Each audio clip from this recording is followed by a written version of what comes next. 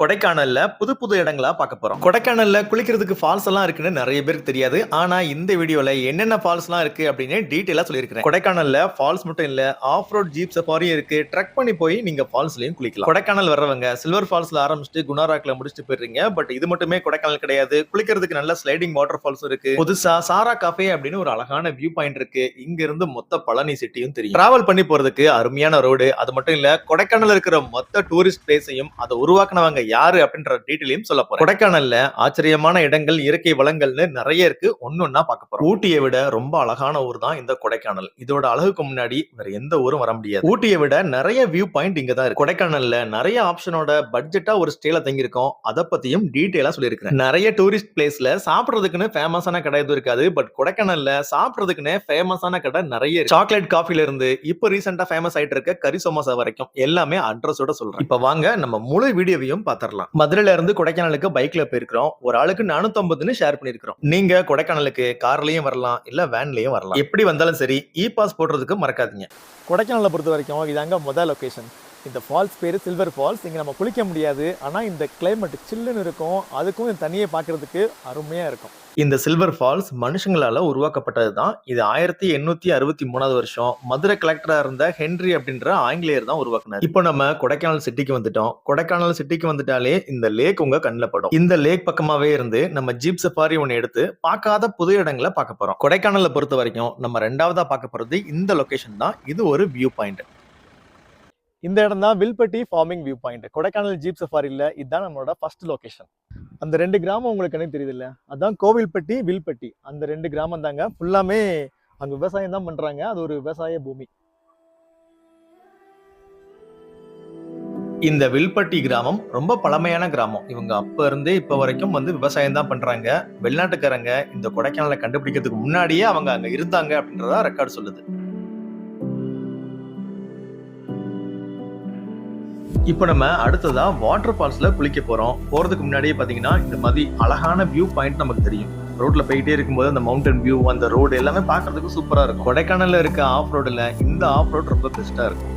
இங்க இருந்து ரொம்ப த்ரில்லிங்கா நம்ம போலாம். இதுக்கப்புறமா தான் இந்த sliding waterfalls, pepper waterfalls எல்லாம் பார்க்க போறோம். போற வழியிலேயே ஒரு வாட்டர் ஃபால்ஸ் உங்க கண்ணுக்கு தெரியும். உங்க பார்வைக்கு ரொம்ப அழகா இருக்கும். நம்ம இன்னும் தாண்டி போறோம். நீங்க கொடைக்கானல் வந்தா போதும், உங்க ஸ்டேல இருந்தே பிக்கப் அண்ட் டிராப் இந்த ஜீப் சஃபாரிக்காரங்க பண்ணி கொடுக்குறாங்க. ஸோ நல்லா எல்லா இடத்தையும் நிப்பாட்டி நிதானமா எக்ஸ்பிளைன் பண்றாங்க. நல்லா குளிக்கிறதுக்கும் அவங்க நிறைய டைம் நமக்கு கொடுக்குறாங்க. இந்த ஆஃப் ரோட உண்மையிலேயே நீங்க சூப்பரா என்ஜாய் பண்ணலாம். ஏன்னா இந்த ஆப்போசிட்ல இந்த மவுண்டன் வியூவோட இந்த ஆஃப் ரோட் பாக்குறதுக்கு அருமையா இருக்கும். மழை நேரங்கள்ல இன்னும் ரணகலமா இருக்கும் இந்த ஏரியா எல்லாம். ஸோ அப்ப ஆஃப் ரோட் பண்ணீங்கன்னா இதை விட இன்னும் பயங்கரமா இருக்கும். ஆஃப் ரோட் எல்லாம் முடிஞ்சதுக்கு அப்புறமா என்ட்ரி டிக்கெட்டா பெர் ஹெட்டுக்கு ₹100 வாங்கிட்டு சின்னதா நம்ம ட்ரெக் பண்ணி போனாலே போதும், ஃபால்ஸுக்கு போயிடலாம். போற வழியில சாப்பிடுறதுக்கு இங்க கடைகள்லாம் இருக்கு. 2-3 கடை இப்பயே இருக்கு. ஸோ நீங்க சாப்பிட்டுட்டே நிதானமா நீங்க ட்ரெக் பண்ணி போகலாம். இதாங்க ஸ்லைடிங் ஃபால்ஸ். சும்மா ஜாலியா ஃபன் பண்ணி குளிக்கலாம்.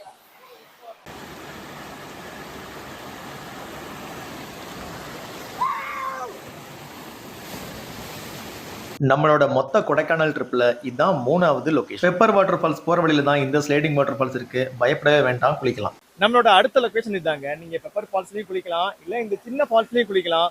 பிரைவேட்டா யாருமே இருக்க மாட்டாங்க. ஸோ நல்லா ஜாலியா ஃபன் பண்ணலாம். பெப்பர் வாட்டர் ஃபால்ஸ்க்கும் ஸ்லைடிங் வாட்டர் ஃபால்ஸ்க்கும் இடையில இந்த இடம் முங்கி குளிக்கிற மாதிரி இருக்கும். கொஞ்சம் பள்ளமா இருக்கும். ஸோ நீங்க முங்கி குளிக்கணும்னு ஆசைப்படுறவங்க இங்க குளிக்கலாம். இங்க இருந்து கொஞ்ச தூரம் நீங்க நடந்து போனா போதும், அந்த பெப்பர் வாட்டர் ஃபால்ஸ்க்கு போயிடலாம். ஆனா அந்த காட்டுக்குள்ள இந்த ட்ரெக் பண்ணி போற அனுபவம் ரொம்ப நல்லா இருக்கும்.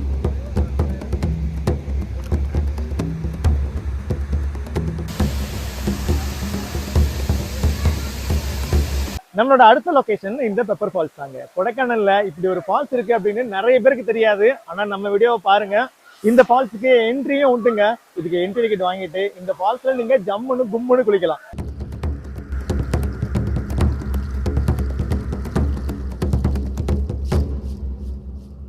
காட்டுக்கு நடுவில் இருக்கிற இந்த பெப்பர் ஃபால்ஸை பார்க்கறதே ரொம்ப நல்லா இருக்கு. இந்த ஃபால்ஸ்ல நீங்க நின்றுட்டு குளிக்கலாம், அப்படி இல்லைன்னா முங்கியும் குளிக்கலாம். கொடைக்கானல்ல இருந்து இது கொஞ்சம் நல்ல அடிவாரத்துல இருக்கிறதுனால கொடைக்கானல்ல இருக்கிற கூலிங் இந்த தண்ணியில அந்த அளவுக்கு கூலிங் இல்லை. ஸோ நீங்க பயப்படாம குளிக்கலாம். ஒரு ஆளுக்கு ₹100 என்ட்ரி டிக்கெட் வாங்குறாங்க. ஆனா ஒருத்தன் தான் சொல்லணும், முன்ன மாதிரி இல்லை. ஈஸியா நடக்கிறதுக்கு நிறைய லேடரு ஸ்டெப் எல்லாம் போட்டிருக்காங்க. ஸோ ஈஸியா இருக்கும். ஆனாலும் கொஞ்சம் பாறையில வழுக்கும். அதனால பார்த்து நீங்க குளிங்க. இப்போ பெப்பர் ஃபால்ஸ் எல்லாம் பார்த்துட்டு ரிட்டர்ன் ஒரு ஆஃப் ரோட் பண்ணி அப்படியே இன்னொரு வியூ பாயிண்ட பார்க்க போறோம். இதுதான் சாராஸ் கஃபே அப்படின்ற ஒரு வியூ பாயிண்ட்டுங்க. நீங்க போற வழியிலேயே இந்த பேரிக்காய் மரம் தான் இருக்கும். இப்ப விளைச்சல் இல்ல. பேரிக்காய்க்கு ஜூன் மாசம் தான் அடுத்த சீசன்.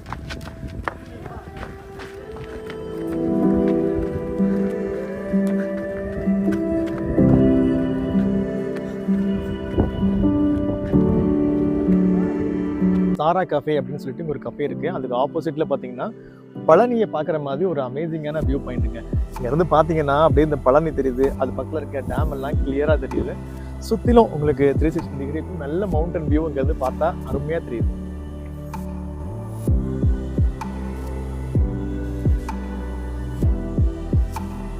இந்த வியூவை பார்த்துட்டே நீங்கள் சாராஸ் கஃபேல சாப்பிடவும் செய்யலாம். இங்கே ஸ்நாக்ஸ் எல்லாம் இருக்குது, ஜூஸ் ஐட்டம்லாம் இருக்குது. ஸோ சாப்பிட்டுக்கிட்டே இங்கே பார்க்கலாம்.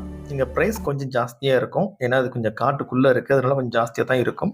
பட் வந்து ஒர்த்தான இடங்க இது. இப்போ நம்ம இங்கேருந்து கொடைக்கானல் நோக்கி நம்ம திரும்பி போக ஆரம்பிச்சிட்டோம். இந்த இடம் ஃபுல்லாமே பல்லங்கி அப்படின்றத சொல்லுவாங்க. இங்கே ஃபுல்லாமே அக்ரிகல்ச்சர் தான், எல்லாமே விவசாயம் தான். ஃப்ரூட்ஸ் நிறைய கிடைக்குது. போகிற வழியிலேயே சிக்கன் சமோசா கடையை பார்த்த உடனே நிப்பாட்டிட்டு சிக்கன் சமோசா சாப்பிட்டுட்டு தான் போனோங்க. 20 ரூபாய் தான். உள்ள வந்து சிக்கனை ஸ்டஃப் பண்ணி வச்சிருந்தாங்க, சூப்பரா இருந்துச்சு. நம்ம ஊர்ல நார்மல் சமோசாவே 10-15 ரூபாய் சொல்றாங்க. பட் சிக்கனை ஸ்டஃப் பண்ணி உள்ள வெறும் 20 ரூபாய் தான் ஒர்த்து. காலையிலேயே வெள்ளன நாங்க ஜீப் சஃபாரி போயிட்டோம். இப்ப பசிக்க ஆரம்பிக்கல. மதியம் வந்து 1 மணி ஆயிடுச்சு.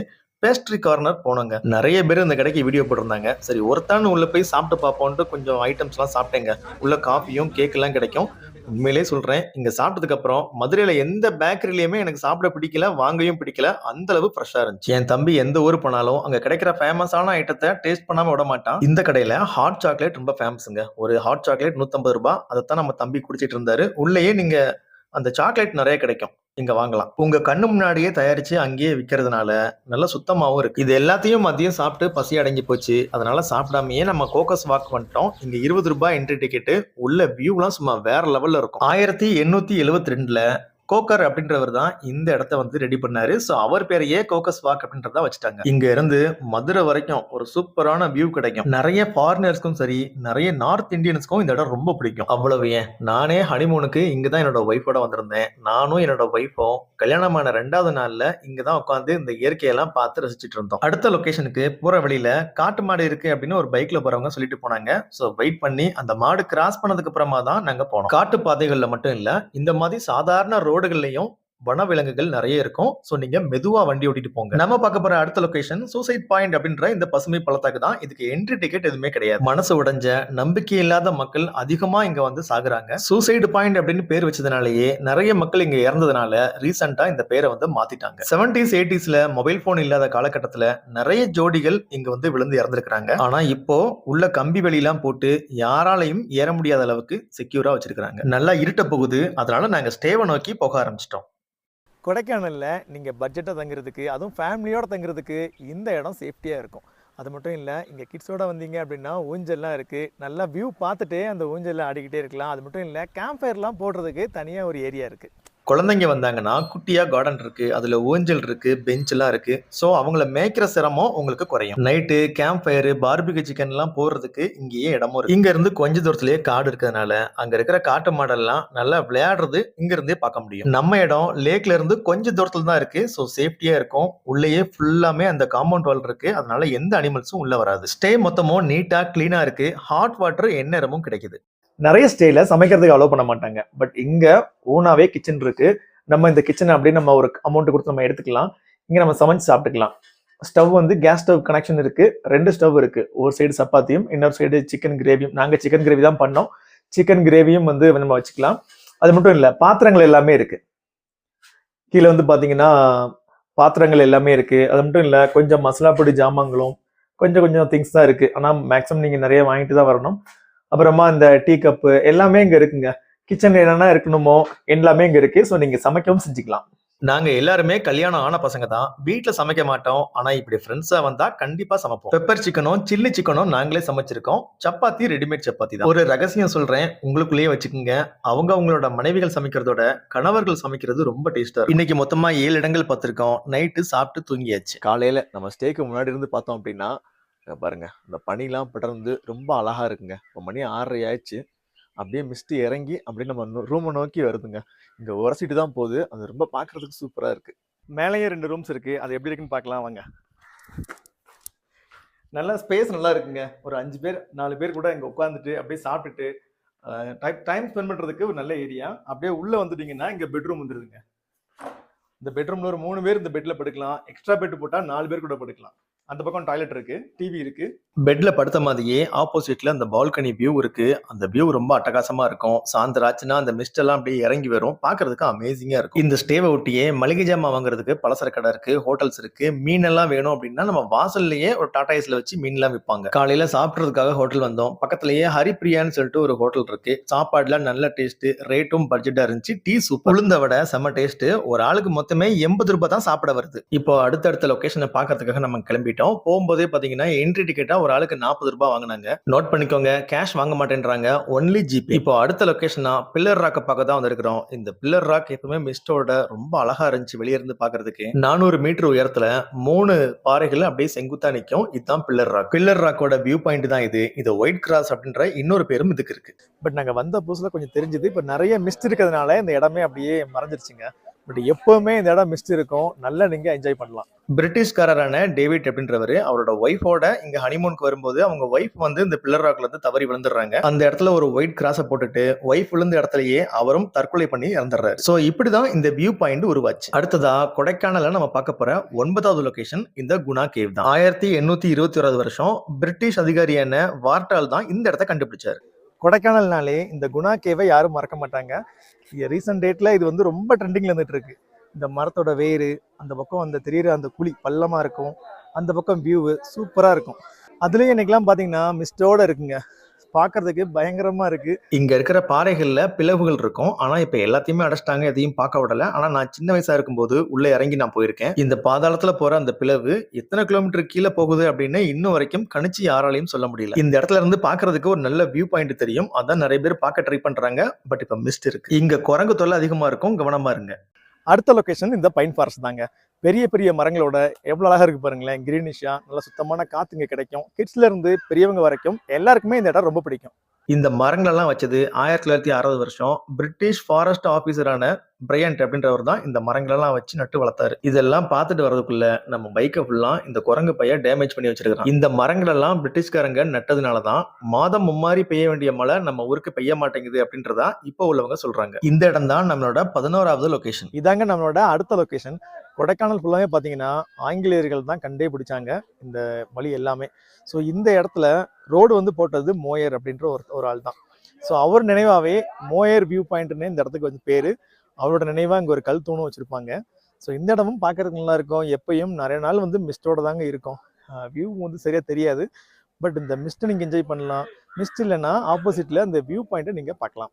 1929 வருஷம் பேரிஜம் ஏரிக்கு போற வழியில ரோடு போட்டுக்கிட்டே போயிட்டு இருக்கும்போது சர் தாமஸ் மோயர் அப்படின்றவரு இந்த இடத்த பார்த்து இங்க வியூ பாயிண்ட் நல்லா இருக்கு அப்படின்றதுக்காக இந்த இடத்த அமைச்சிருக்காரு. இந்த இடங்கள்லாம் ஒரு சுற்றுவட்ட பாதையில அமைச்சிருப்பாங்க. இதெல்லாம் பார்த்துட்டு இப்ப நம்ம லேக்குக்கு போயிட்டு இருக்கோம். இது மனுஷனால உருவாக்கப்பட்ட செயற்கையான ஏரி தான். 1863 வருஷம் மதுரை ஆட்சியரா இருந்த ஹென்றி அப்படின்றவர் தான் இந்த லேக்கை உருவாக்கியிருக்காரு. கொடைக்கானல்ல இந்த லேக் போட்டிங் வந்து ரொம்பவே நல்லா இருக்கும், ஃபன்னா இருக்கும். வெளில இருந்து பார்க்கும்போது உங்களுக்கு போர் அடிக்கிற மாதிரி இருக்கும். பட் உள்ள நீங்க பெடல் போட்டிங்க அப்படின்னா ரொம்பவே ஃபன்னா இருக்கும். இங்க பெடல் போட்டும் இருக்கு, துடுப்பு போட்டும் இருக்கு. 4 பேர் போறதுக்கு 300 ரூபாய் வாங்குறாங்க, 2 பேர் போறதுக்கு 200 ரூபாய் வாங்குறாங்க. இந்த லேக்க கொடைக்கானலோட இதயம் அப்படின்றத சொல்றாங்க. அந்த அளவுக்கு ரொம்ப முக்கியமான ஒரு லேக். முதல்லயே இங்க வந்திருக்கணும், ஆனா இதை கடைசியா தான் பார்த்திருக்கோம். அடுத்த 13வது லொகேஷன் இந்த பிரையண்ட் பார்க் தான். பட் வந்து எங்களோட மனைவிமார்கள் இல்லாதனால நாங்க உள்ள போகல, வேற லொகேஷனுக்கு போக போறோம். 14வது லொகேஷன் இந்த பழனி வியூ பாயிண்ட் தான். இந்த கோயில்ல இருந்து அப்படி லெஃப்ட் சைடு பாத்தீங்க அப்படின்னா ஒரு அழகான வியூ பாயிண்ட் கிடைக்கும். இதையும் நீங்க பார்க்கலாம்.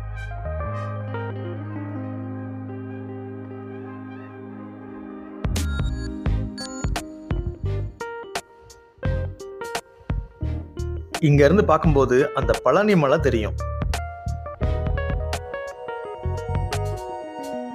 அடுத்ததா 15வது லொகேஷனா நாங்க இந்த மியூசியத்துக்கு தான் வந்திருக்கிறோம். இதோட பேரு செம்பகனூர் நேஷனல் ஹிஸ்டரி மியூசியம். உள்ள போறதுக்கு 50 ரூபாய் என்ட்ரி டிக்கெட். உள்ள ரொம்ப கொடூரமா பயங்கரமா எல்லாம் வச்சிருப்பாங்க, பார்த்து என்ஜாய் பண்ணலாம். இந்த மியூசியம் ஒரு மிஷனரி பாஸ்டரால தான் உருவாக்கப்பட்டிருக்கு. 1895 ஒரு பாஸ்டர் உருவாக்கி இருக்கிறாரு. அதுக்கப்புறமா 1951 ஸ்பானிஷ் பாதிரியார் வந்து இதை உருவாக்கி இருக்காரு. ஏகப்பட்ட விலங்குகளோட எலும்பு, தோலுன்னு நிறைய விஷயங்கள் இங்க வச்சிருக்காங்க. எல்லாமே விலை மதிப்பு மிக்க விஷயங்கள். இயற்கையாவே செத்து போன உயிரினங்கள் எல்லாத்தையுமே இங்க அப்படியே பாடம் பண்ணி வச்சிருக்காங்க. இதோ இவர் தான் ஃபவுண்டர். கொடைக்கானல்ல உருவாக்கின ஆங்கிலேயர்களுக்கு ஃபைனலா ஒரு காஃபியை சாப்பிட்டு மதர்ஸ்க்கு கிளம்பிட்டோம். அடுத்து கூக்கல் வீடியோல மீட் பண்ணுவோம்.